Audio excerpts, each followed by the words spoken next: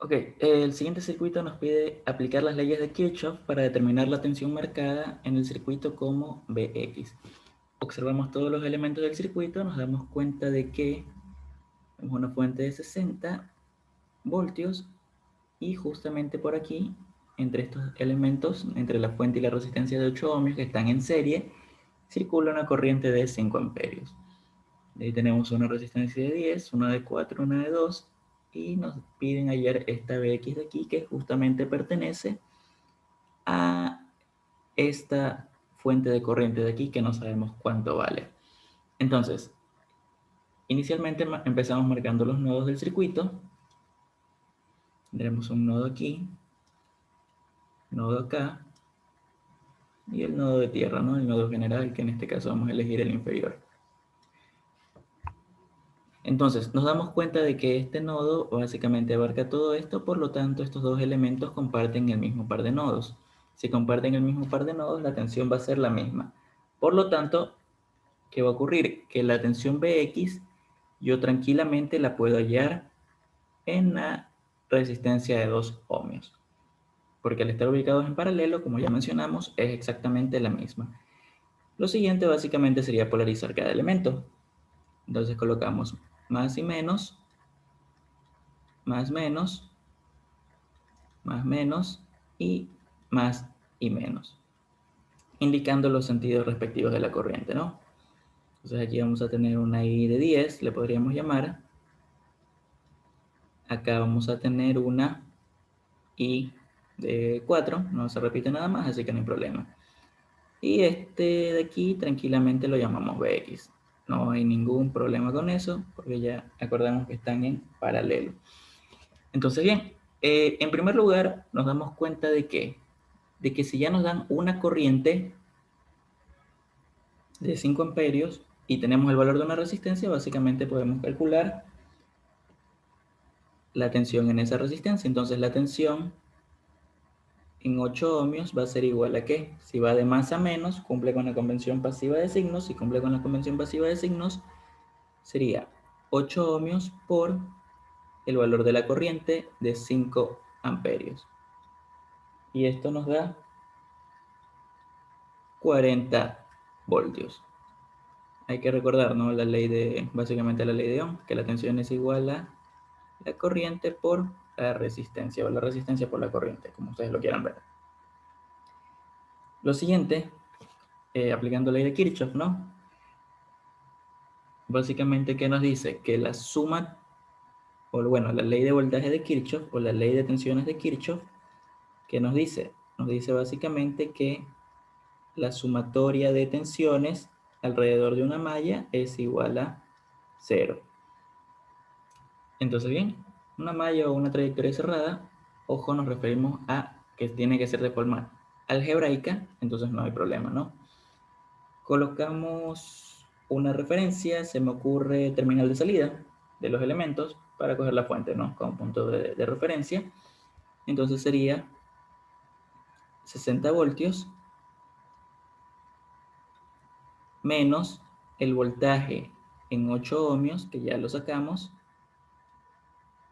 y menos el voltaje, como este la llamamos I10, podríamos llamarlo voltaje en 10 ohmios. Y eso va a ser igual a 0. Resolviendo esto de aquí, decimos que el voltaje en 10 ohmios es igual a 60 voltios menos el voltaje en 8 ohmios. Como ya habíamos sacado nosotros el voltaje de 8 ohmios, esto va a ser 40 voltios, dándonos como resultado que el voltaje en esta resistencia es de 20 voltios. Si ya tenemos la tensión aquí y tenemos el valor de una resistencia, por medio de la misma ley de Ohm, podríamos despejar la corriente y decir que la I de 10 ohmios va a ser igual a ¿qué? Al voltaje en 10 ohmios sobre la resistencia, vamos a llamarla de 10 ohmios. Y esa corriente va a ser igual a ¿qué?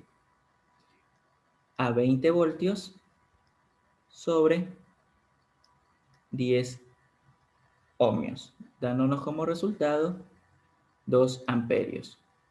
Una vez que ya tenemos estos 2 amperios, ¿qué va a ocurrir?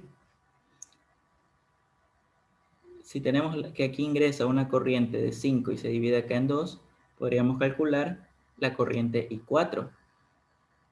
Y nosotros podríamos decir que, vamos haciéndolo de este lado, que I4 está saliendo, ¿no? Vamos a hacerlo en orden. Ingresan por ley de corriente de Kirchhoff. ¿Qué nos dice la ley de corriente de Kirchhoff? Que la sumatoria de corrientes en un nodo es igual a 0. Y básicamente ingresa, cogiendo de referencia las que entran positivo, las que salen negativo, ingresa 5 amperios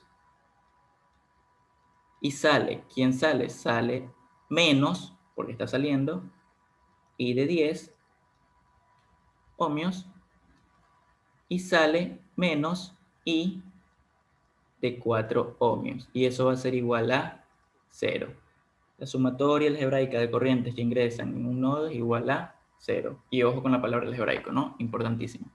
Entonces nosotros podemos decir que I de 4 ohmios es igual a 5 amperios menos I de 10 ohmios. Entonces esto va a ser 5 amperios menos 2 amperios, dándonos como resultado 3 amperios. Entonces si ya tenemos 3 amperios que circulan aquí, ¿qué va a ocurrir? Podríamos calcular rápidamente la tensión, ¿no? En la resistencia de 4 ohmios. Entonces decimos que el voltaje en 4 ohmios es igual a que va de más a menos, cumple con una convención pasiva de signos, entonces decimos que es 4 ohmios por 3 amperios y eso nos da 12 voltios. Ahora, ¿qué nos hace falta? Si tenemos tensión aquí y tensión acá, podríamos hallar fácilmente la tensión Bx. ¿Cómo la hallamos? Decimos que tenemos, haciendo una ley de voltaje de Kirchhoff nuevamente, diríamos aquí que 20 voltios, terminal de salida, ¿no? Menos 12 voltios menos Bx es igual a 0. Por lo tanto, decimos que Bx es igual a 20 voltios menos 12 voltios y Bx finalmente es 8 voltios. Entonces, hemos hallado el valor de Bx.